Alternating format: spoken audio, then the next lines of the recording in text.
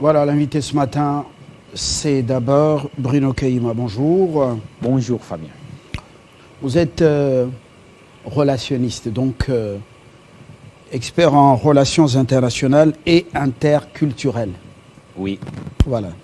Mais je vais plus prendre le deuxième volet de votre spécialisation. Après, vous avez commencé à l'UNIKIN, après la soutenance de votre thèse à Bilbao, chez les Jésuites, la première université catholique des Jésuites. C'était le contre-pied de ce que venait de faire l'Allemand. Comment on l'appelle encore?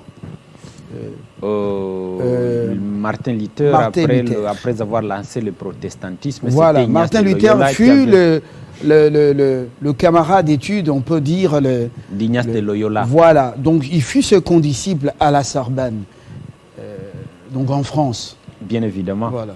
Et le collègue ayant protesté et l'autre avait proposé une solution à l'Église, n'était ça peut-être que l'Église allait disparaître. Et c'est ça même l'origine des Jésuites. Catholique. C'est ça même l'origine des Jésuites. Oui. Voilà, qui sont trop intello. Ils sont aussi dans beaucoup de choses. C'est une histoire qui ne se raconte pas trop parce que, bon, vous voyez, parler de la réforme, à un certain moment, la réforme avait pris de l'ampleur, mais la réforme avait aussi ses faiblesses. Et ils furent tous des moines. Ils furent tous des moines, c'est ça? C'est Luther qui fut moine, mais Ignace de Loyola fut un guerrier qui s'était converti. Ignace de Loyola, basque, oui. Un espagnol, oui. Donc dans les pays basques. Oui. Parce que Bilbao, l'université de Bilbao est dans les pays basques. Oui. Voilà. Bon, on peut raconter beaucoup de choses tout autour, mais ce n'est pas notre sujet. Bien évidemment. Nous parlons de notre pays en guerre. Nous sommes en guerre.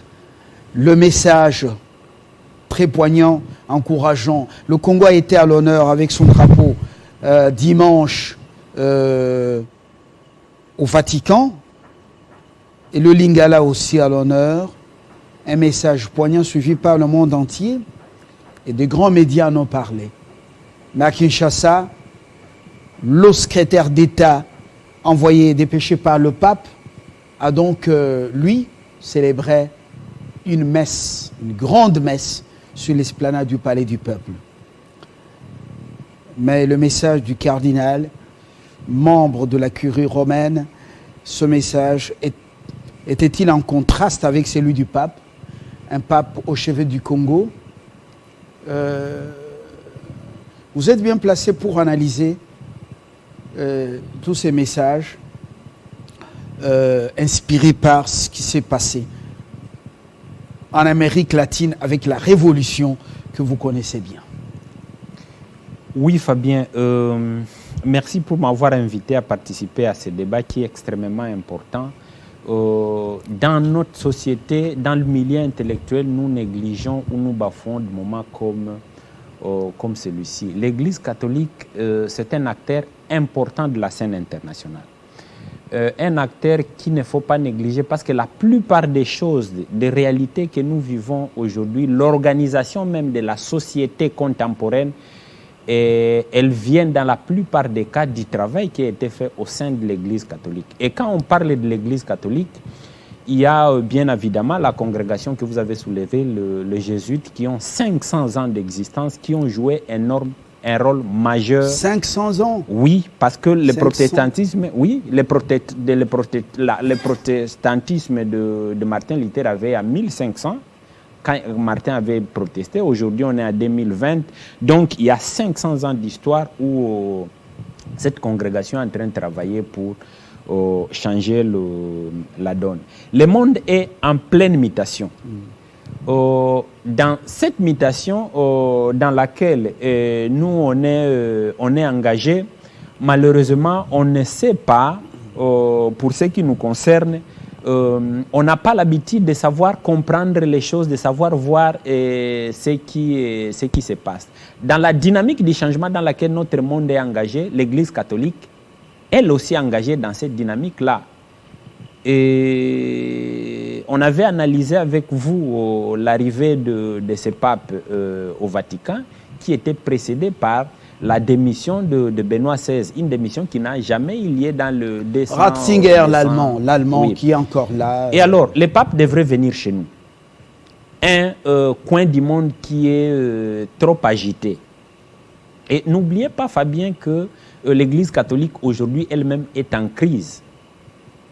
Et les gens ne veulent pas écouter ça, c'est seulement dans le pays africain où les gens n'imaginent pas ce scénario. L'Église catholique peut disparaître dans les 100 années à venir. Parce que, bon, la crise, elle est profonde, mais ceux qui sont au Vatican sont en train de travailler pour pérenniser les gens ne répondent plus aux appels ou à leur appel ministériel. C'est les crises qui s'installent dans les couvents, dans les monastères. Qu'est-ce qui se passe réellement? Qu'est-ce qui est à la base? Pourtant, l'Église a des banques, l'Église a un patrimoine riche.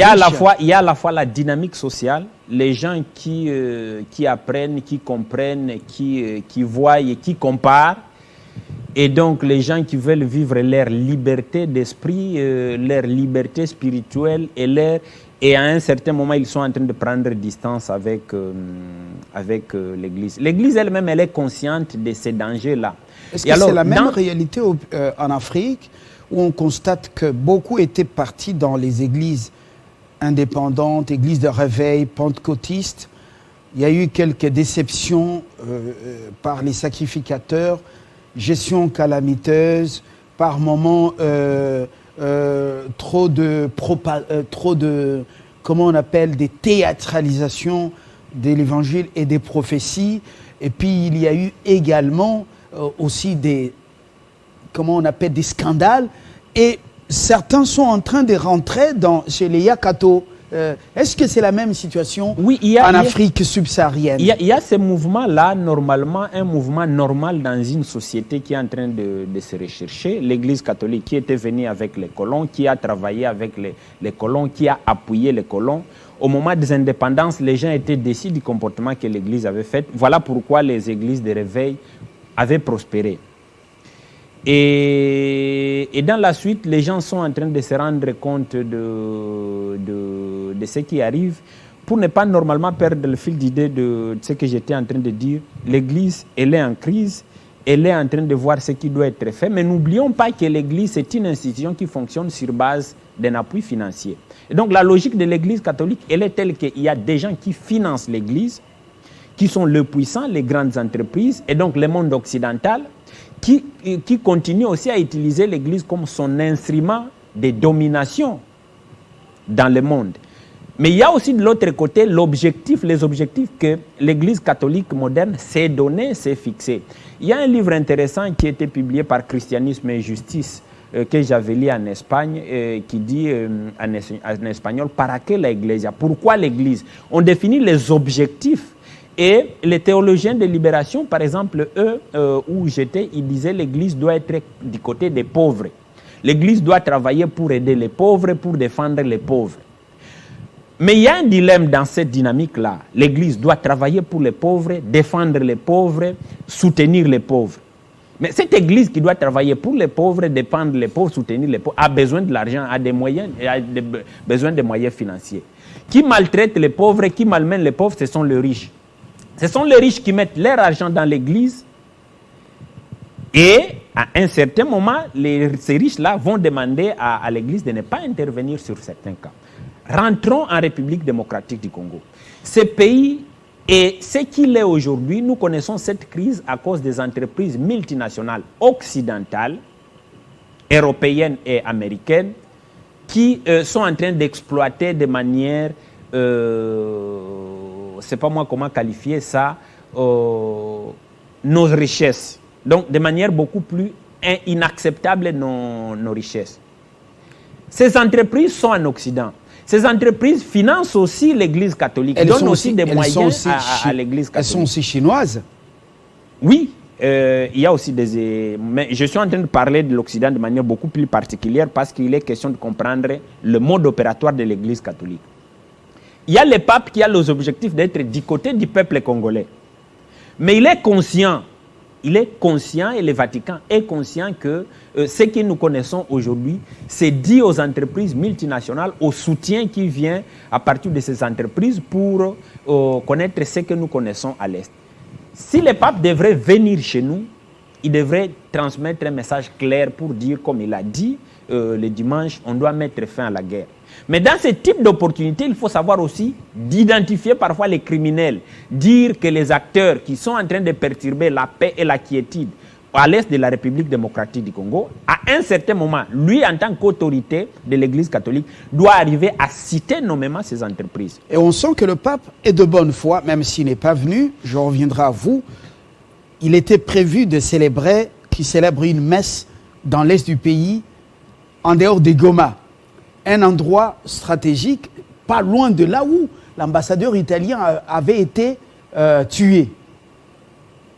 Dans ce qu'il dit, vous sentez que c'est un homme qui connaît la réalité et les causes de ceux qui font souffrir le Congo. C'est le dilemme que je disais. Oui. Moi, je crois que le lobbying italien, d'abord, réussit à imposer les liens, parce que dans tout ça, il y a des tractations. L'Italie vit pleinement de jeux qu'il joue au sein de l'Église catholique. Ce n'est pas un pays qui a suffisamment de richesses. Mais l'Italie, l'Église catholique semble être une propriété privée des Italiens. Les gens peuvent dire ce qu'ils peuvent dire. C'est peut-être par ignorance qu'on peut affirmer autre chose. Le pape lui-même est d'origine italienne. Et l'Église a été dirigée à 95% par les Italiens. Et donc, ce leur apparaît qu'ils utilisent à leur gré à un certain moment. Et donc, les messes devraient être célébrées non loin de là. Donc, il y avait des tractations à peu près. Mais le problème pour ce type de messes, par exemple, le dilemme, c'est de dire, fallait-il condamner les entreprises qui sont derrière tout ce qui s'est fait, ou fallait-il garder silence? Un pape jésuite ne devrait pas garder silence lorsqu'il devrait arriver dans un coin comme celui-là. Et au même moment qu'il ne devrait pas garder silence, il devrait se prononcer, mais il ne devrait pas oublier que l'Église qu'il dirige a besoin de l'argent de ces entreprises multinationales pour fonctionner. Voilà parfois des dilemmes dans lesquels sont en face duquel le pape devrait faire face. Et moi, je suis en train de m'imaginer, avec toutes les connaissances que j'ai des relations internationales, ce n'est vraiment pas la cause de la maladie que le pape a dit annuler son voyage. C'est peut-être la difficulté de dire quelle position il doit prendre par rapport à ces questions-là, à cette position-là. Fallait-il condamner? Et en condamnant, lui ne peut jamais ignorer les commanditaires de tout ce qui se passe. Or, les commanditaires, au jour d'aujourd'hui, ils sont en crise avec ce qui se passe en Ukraine, avec ce qui se passe au niveau mondial.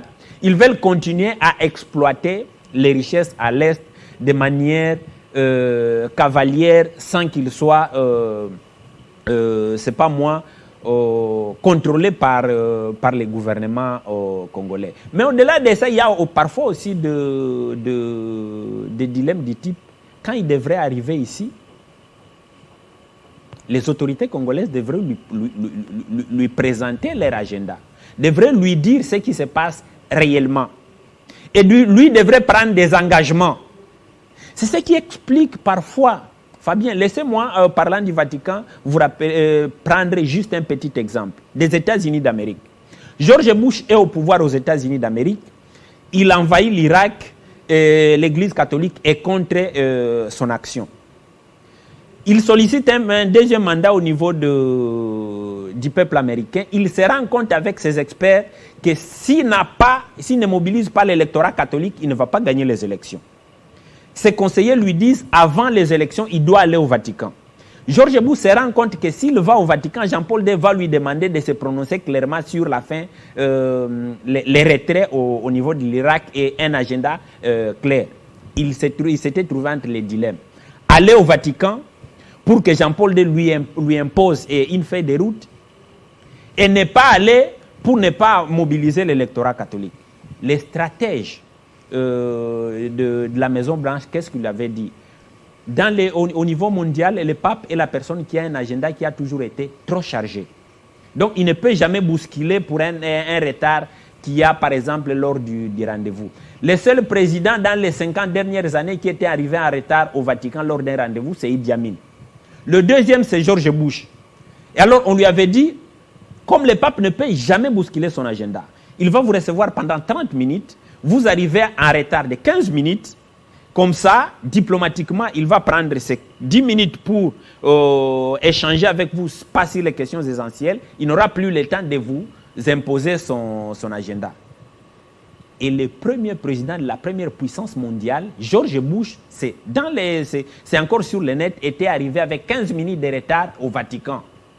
Stratégiquement concocté à la Maison Blanche. Stratégiquement planifié. Et alors, si je prends cette logique-là, je l'amène au voyage du pape ici en République démocratique du Congo. Avait-il été reçu? Je crois que le voyage a été annulé à cause de ces dilemmes-là. Il vient pour dire quoi aux autorités congolaises? Mais terminez d'abord la première, comment on appelle le scénario, 15 minutes de retard, Bush.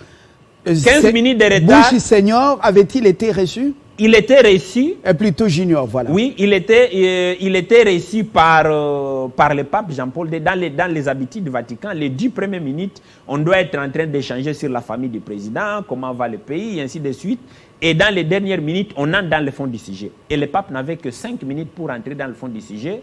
Et le temps qui était accordé à l'audience était fini. Et le pape n'avait pas présenté à George Bush ce qu'il devrait lui présenter. Et George Bush est rentré aux États-Unis et il avait dit, et donc l'électorat catholique avait effectivement vu que George Bush était parti. Et donc il avait réussi à avoir son second mandat.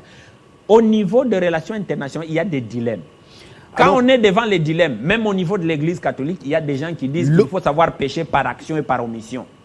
L'aurait peur. Oui, et ce que le pape a fait, il a péché par omission. Il a refusé de venir pour ne pas être confronté à des situations beaucoup plus compliquées. Il devrait écouter l'agenda des autorités congolaises qui devraient lui dire les choses telles qu'elles sont. Et en contrepartie, il devrait proposer des solutions. Parce que la question congolaise, elle est connue. Permettez-moi, Fabien. Donc, le fait qu'il ait boitillé, là, c'était juste... voilà. Non, c'est vrai qu'il a le problème de santé. Mais permettez-moi déjà de vous dire, moi, j'étais déjà dans une dynamique de débat.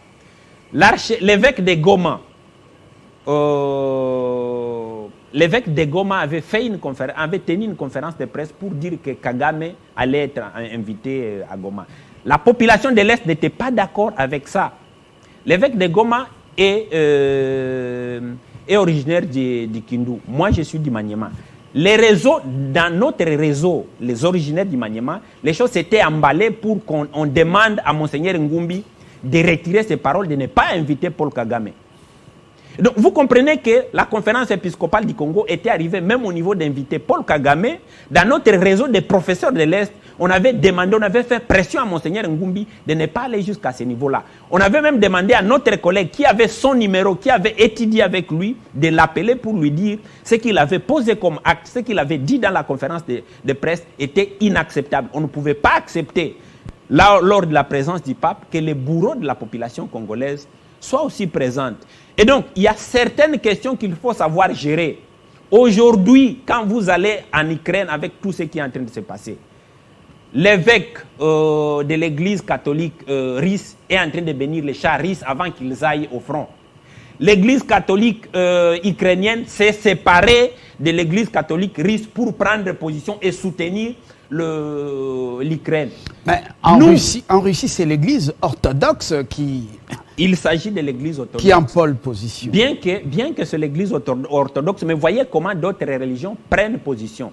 Permettez-moi de vous dire une chose, Fabien. Après nos indépendances, c'est le débat que j'avais eu avec le fait Léon de Saint-Moulin, et c'est bien écrit même dans son livre. J'avais lu ça dans son livre Panorama de l'histoire contemporaine. On avait décidé à un certain moment qu'on ne nomme que les évêques originaires. Pourquoi? Parce que les évêques qui étaient nommés, qui étaient européens ou autres, chaque fois qu'il y avait conflit entre les pays d'origine de l'évêque et les pays où l'évêque travaillait, les évêques avaient tendance à soutenir la position des pays d'origine. C'est pourquoi l'Église catholique avait décidé de lancer la logique de l'épiscopat local. Donc cette histoire, en passant de père et de mère, c'est légitime? Mais à partir de l'Église, écoute, Pour, vous lisez les livres certains de postes Léon de stratégiques. Saint-Moulin, Panorama de l'histoire contemporaine. Moi-même, j'avais parlé avec Léon de Saint-Moulin pour discuter avec lui sur cette question. C'est à cause de cette question-là. Et si vous lisez ma thèse doctorale ou mon livre Enjeux de la décentralisation, à l'université de Deusto, quand j'avais fini de présenter ma thèse, on m'avait demandé de réfléchir en dernier lieu sur les rôles que l'Église doit jouer dans le développement d'une nation. Mon professeur, qui est un jésuite, mon directeur de thèse, m'avait dit que si vous n'avez pas une Église qui se soumet, qui se tourne d'abord vers l'intérieur, qui est contrôlée par l'extérieur, vous ne saurez pas lancer le processus de développement. Dans le contexte qui est la le preuve nôtre, en est que beaucoup de pays de l'Amérique latine, et même dans le monde où le dictat religieux spirituel vient d'ailleurs, c'est la pauvreté. bien évidemment, Voilà. dans les pays qui est le nôtre, si nous voulons réellement lancer ce processus de développement, parce qu'il y a des accords qui ont été signés entre le préfet qui est venu et le gouvernement congolais, il faut qu'en toute distraction et de manière beaucoup plus rationnelle, il y ait un temps où Ambongo doit se réunir avec Fachi pour discuter sur la direction qu'on doit donner au pays. Ça, le Vatican donne parfois le feu vert aux pays qui se prennent en charge dans ce sens-là. Mais tant que nous avons une église qui a un regard tourné vers l'extérieur, où n'importe qui peut influer sur la marche de l'église, il y aura toujours des problèmes. Alors dites-nous concrètement, vous avez suivi le cardinal Ambongo? Bien évidemment. Le fameux tweet là, c'est une fake news ou bien il a dit réellement la promotion de la gouvernance de Kagame Bien, c'est pas pour rien que j'ai soulevé la question de Monseigneur Ngumbi, évêque de Goma. Vous savez, c'est pas pour rien que j'ai dit qui finance l'Église. L'Église catholique, elle aussi, n'est pas financée par les mabonzas que l'on donne. C'est insuffisant pour faire tourner toute cette machine.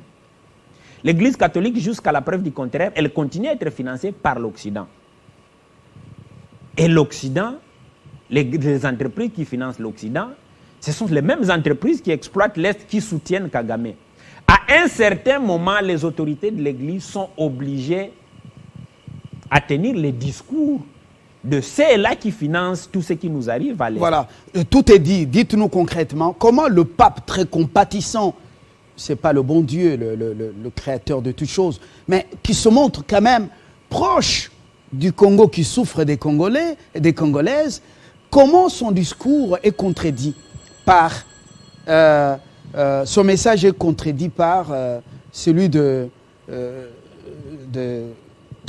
l'archevêque de Kinshasa. Comment son discours est contredit? Parce que on a d'abord une église qui continue à être tournée vers l'extérieur, qui ne sait pas se prendre en charge.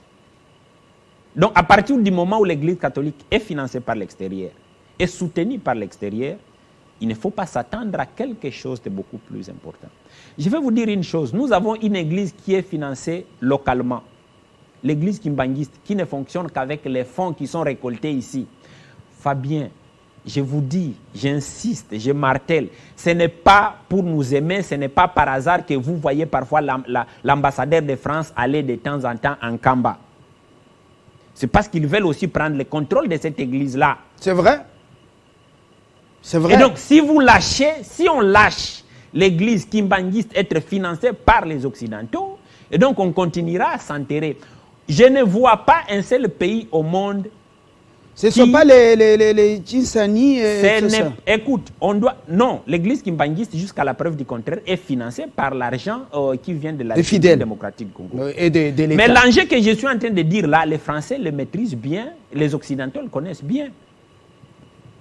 Et donc, c'est pourquoi ils ont tendance à aller de temps en temps voir son éminence Simon Kimbangu Tiangani pour lui présenter des propositions afin qu'il finance des projets. Et comme il n'y a rien qui se fait, il n'y a pas de la philanthropie dans les relations internationales, il ne faut pas que nous permettions, par exemple, que les Occidentaux mettent la main sur, par exemple, l'église kimbanguiste qu'on commence à financer.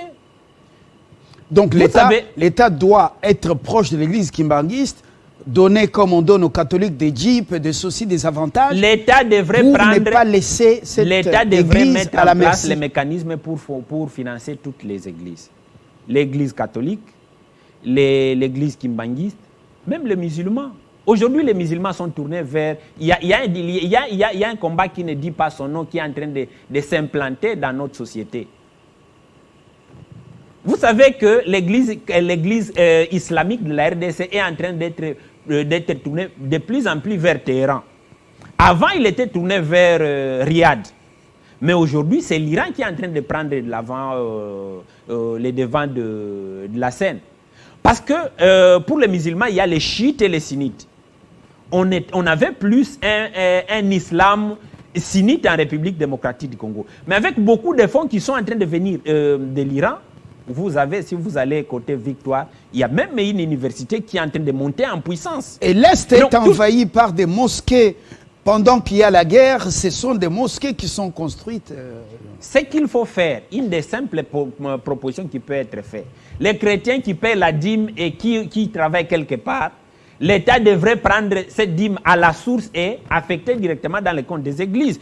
Comme ça, on aura au minimum les caisses des églises qui seront renflouées et les églises n'auront plus le temps d'aller chercher les fonds ailleurs. Vous êtes catholique, vous travaillez quelque part, vous demandez à votre entreprise de retenir les 10% de votre salaire à la source et on envoie directement cet argent dans votre église. Oui, au niveau de votre église. Mais il faut que ces la fonds dîme, soient aussi bien gérés par les églises. La dîme, ce n'est pas pour la poche du pasteur? Non, ce n'est pas pour la poche du pasteur, c'est pour faire fonctionner les églises, Fabien. Donc, c'est pour faire tourner la machine. La maison des trésors. Oui. Alors, Bruno Kayi, moi, ce que vous dites est très profond. C'est une analyse apprivoisée.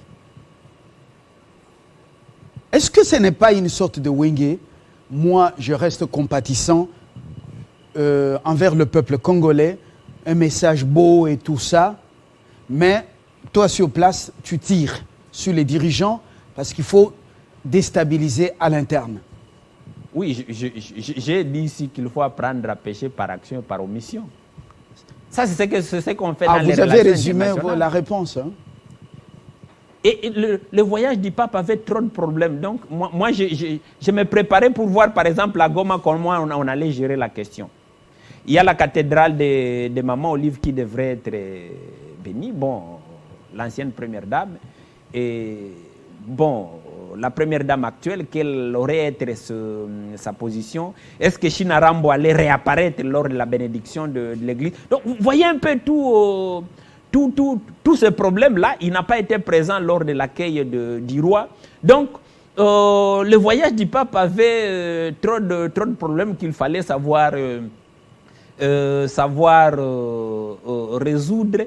Mais quand on invite des personnalités comme ça, Fabien, nous devons savoir faire défendre d'abord nos intérêts à nous. Malheureusement, nous sommes encore manipulés au point où on laisse passer notre propre histoire à côté et on privilège l'histoire des autres. Donc, par exemple, sur la place, je venais de le dire, on a privilégié l'histoire de la mort de l'ambassadeur italien et on a semblé oublier les autres aspects, les crimes, les massacres les plus historiques au monde. Alors, concrètement, qu'est-ce qu'il faudra faire dans l'avenir? Faire en sorte que, comme au Japon, l'empereur lui-même est le chef spirituel de l'église, shintoïsme, de la religion du shintoïsme. Au Royaume-Uni, oui, la reine ou le roi lui-même, chef spirituel d'église anglicane. Et puis, voilà, comme ça se passe, une symbiose, une harmonie indescriptible entre l'église orthodoxe et le Kremlin. D'ailleurs, deux temples sont au bureau, au Kremlin, au côté du bureau de Poutine. Et là, on sent une symbiose, ou bien rester toujours dans ce système où le Vatican, un autre État religieux, dicte sa loi à ses poulains ici. Il faut réussir à faire de sorte que les chefs de nos églises regardent dans la même direction que les chefs politiques pour le bien-être de nos populations. Et donc, si nous avons des églises qui reçoivent des injonctions qui vont en contradiction avec ce que font les politiques, on ira nulle part. Mais on doit Tchaou- éviter les querelles Tchaou du n'a pas type joué. Mobutu Malula. On doit éviter les querelles du type Kabila Mosengo. Et on ne veut pas qu'il y ait querelle continue entre Fati et Ambongo. On doit mettre fin à ça. On doit pouvoir penser nos institutions pour le bien-être de nos populations. Et quand je parle de nos institutions, je vois à la fois les institutions politiques, les institutions religieuses, les institutions scientifiques, les institutions culturelles. Toutes ces institutions, au sein de la République démocratique du Congo, doivent travailler pour le bien-être de la population congolaise.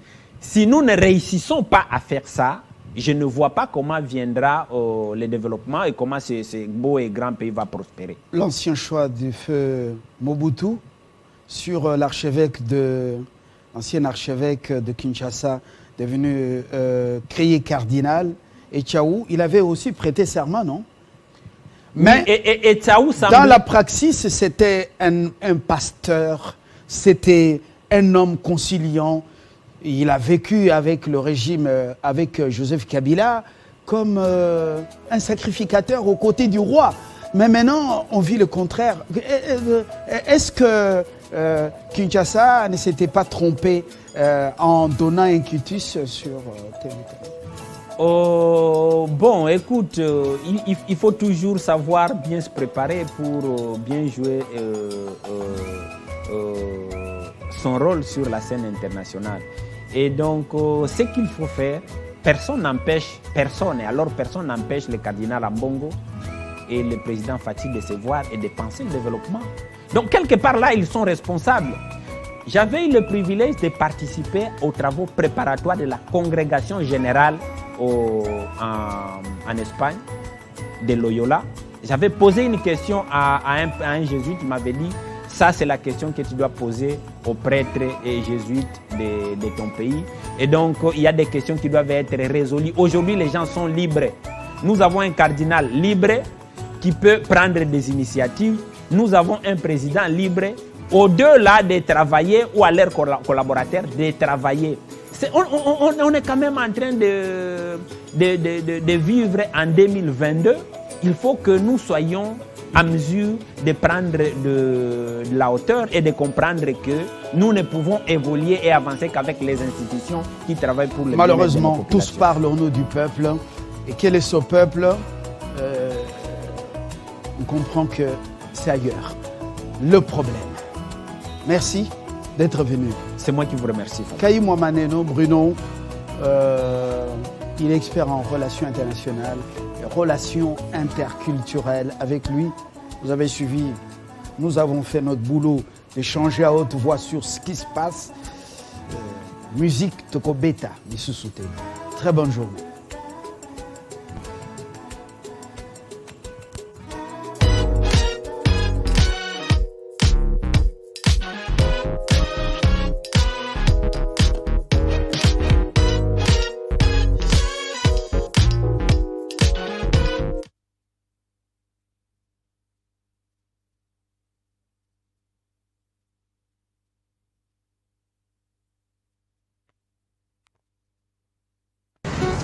Oh, Bonimino. Hey, hey.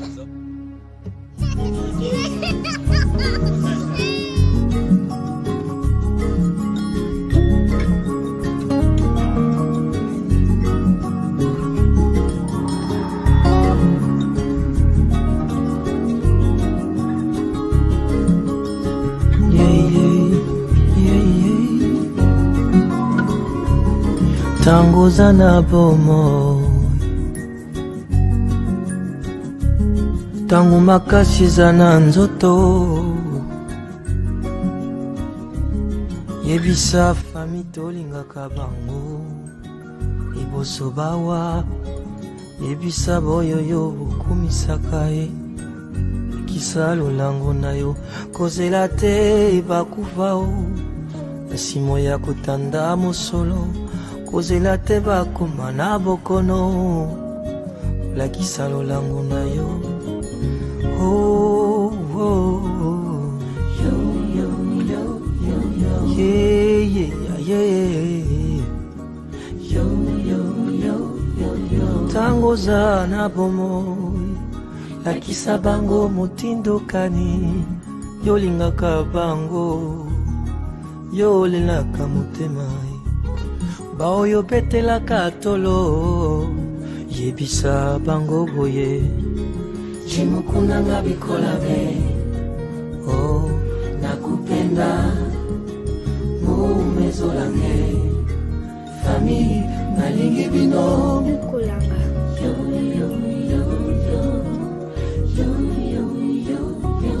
kozela te bakoma na bokono polakisa lolango na yo kozela te ba awa sima otanda wolo na lilita yango wana lelo yebisa bango boye chimukuna na bikolabe oh yo ye ye minanga teseto ayo mumezolange fami nalingi bino chimukuna na bikolabe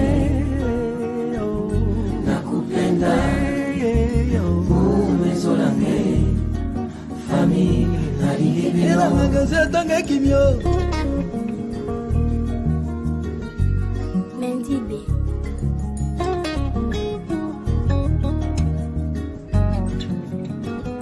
tangwango yo yakolakisa lolamu kozela te bakende na paradiso kozela te babunga na lifelo tango zana bumo ilakisa yebisa lolango na yo yebisa bango chimukuna na bikolabe oh nakupenda aye mizolange fami nalingi bino chimukuna na bikolabe nakupenda oh ma mizolange fami nalingi bino chimukuna na bikolabe mamo nakupenda we mizolange fami nalingi bino chimukuna na bikolabe nakupenda bino nyoso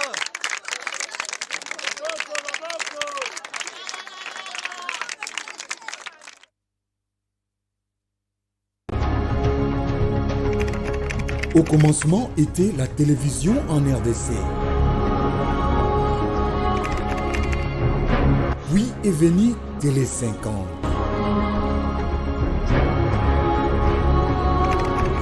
Et depuis 12 ans, tout a changé.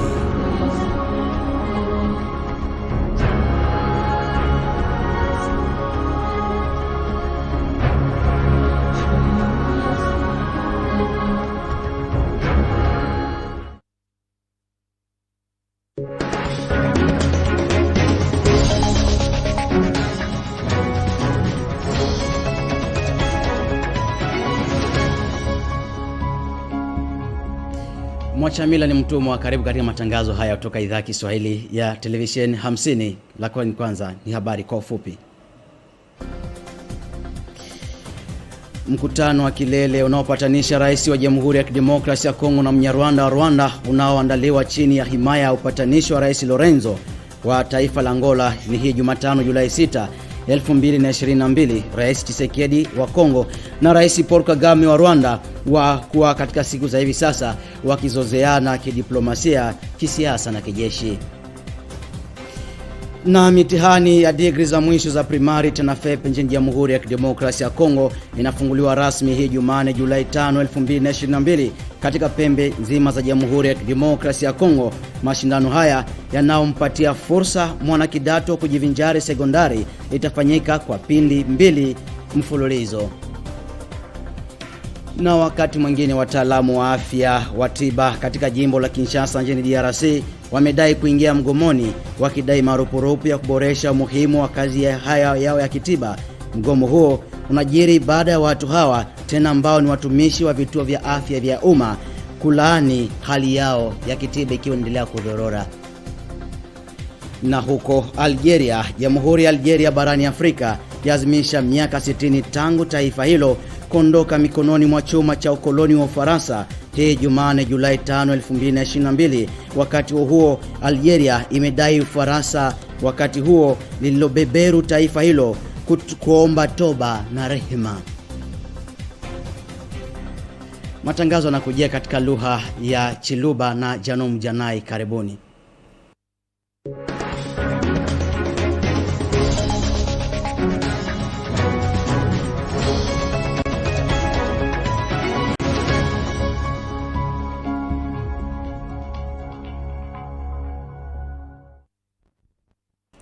Anshaye Nikolaino ni bonsuba kananga kulonda chikosu cha maluba momokolo chuluba ku chondu cha tele 50. Jitu ku jalelwedi bana bakalasa kisambo mkokwekele badibikala mu bilongoli bishishilangana Benzama Teta atuji tubikala bose enafep mukalenga toni mwa bakazadi mena mumikala miande abundo mshabana kudimikala mufile chikemu chamina Mateta kupichila kubangila ku chimengechi cha Kisangani mu province uwa achopu ndituku jalelwedi kachini mkumanya cha Mateta ni kancha bakwenza matuku abidibulbulu.